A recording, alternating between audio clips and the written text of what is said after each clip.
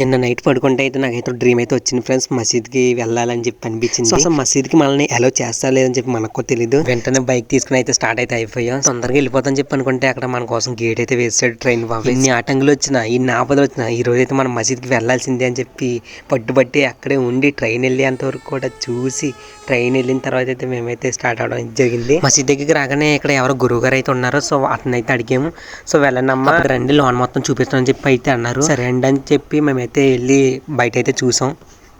Actually ఈ మసీద్కి నేను ఇది కట్టక ముందు అయితే వెళ్ళాను. అక్కడ అబ్దుల్ అన్న అని చెప్పి ఒక అన్నయ్య అయితే ఉన్నాడు. సో అతనైతే మొత్తం చూపించాడు. సో ఇప్పుడైతే గురువుగారు అంట. సో ఇతనైతే క్లియర్గా అయితే చెప్పాడు ఇలా అని చెప్పి.